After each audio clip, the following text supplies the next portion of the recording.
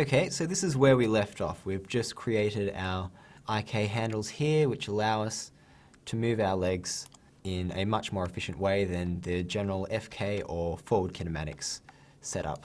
So what we need to do now is have these toes also work in an IK setup. So if we come back here to our IK tool, if you still have the tool settings open, this will all come up, and we want to now use a single chain solver.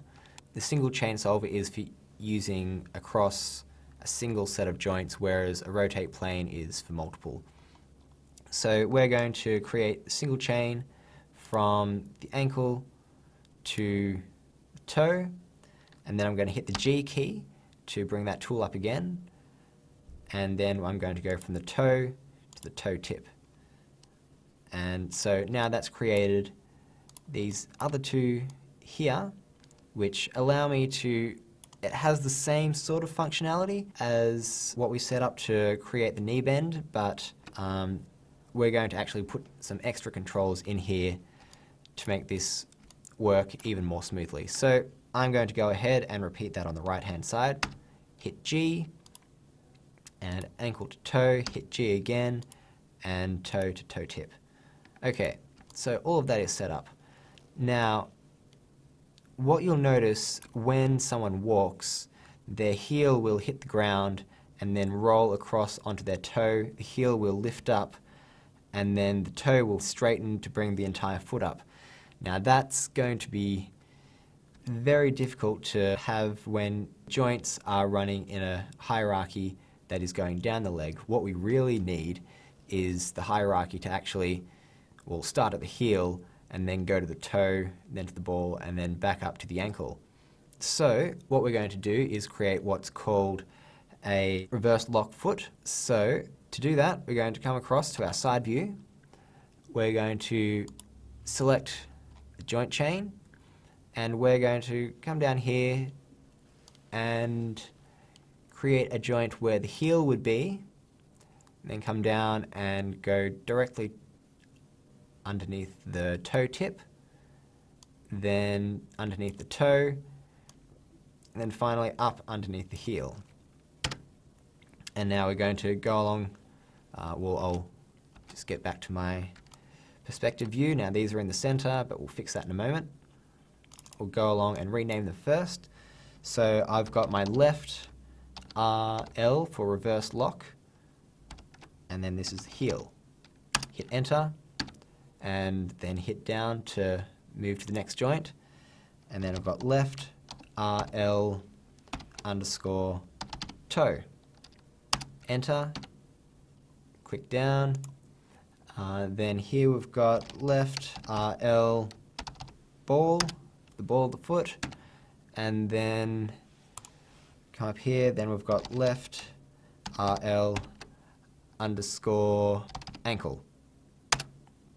Okay, so that's all named. So what we're going to need to do now is, if we come across to our front view and just drag this joint chain across until we line it up with this existing joint chain. And so now what this will do is allow our foot to rotate at the heel, and then at the toe, also at the ball of the foot, and all whilst controlling the rest of the leg. So how we're going to do that, firstly before we do that, we're going to click on the left heel, the highest in the hierarchy, and come across to the mirror joint tool. And we're going to just click on that, and because it's remembered the settings that we had before, it's already gone through and renamed all our joints to right, and so they're all set to go as well. So we'll come across here, and we've got our IK handle. Now we're going to be all nice and name all these. So we have our knee IK, and then we've got our ball IK, and I have just realized that these need to be left knee IK,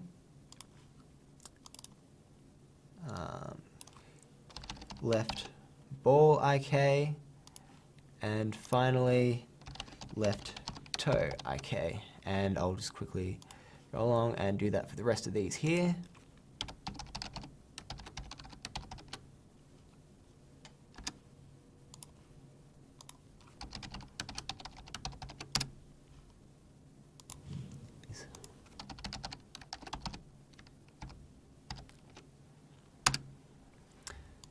Okay, so we have all of those named now, and we are ready to start going ahead and linking these IK controllers to this joint chain that we created. So if we select our left knee IK, and I'm just going to hit Q to bring up it's just your standard selection, so that you don't have any manipulators getting in the way. So select your IK handle, shift select the joint, and we're just going to hit P. And then we're going to do that for each of these down here. So IK handle, shift select the joint, hit P, IK handle, shift select the joint, and hit P. And I'm just going to go and repeat that on the other side.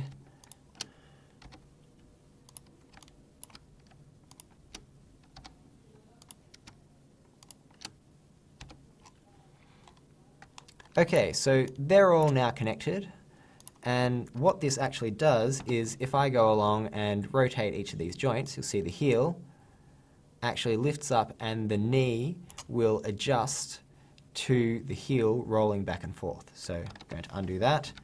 You'll see the same at the toe where the knee will lift up, and then also at the ball of the foot. Okay, so this is great, this is nice, this is something that we can work with, but it's all a little bit messy because while we're animating, we don't want to be selecting each of these joints individually, or else that's just going to start driving you crazy. So what we're going to do in the next tutorial is start setting up some basic controllers to be able to manipulate our rig.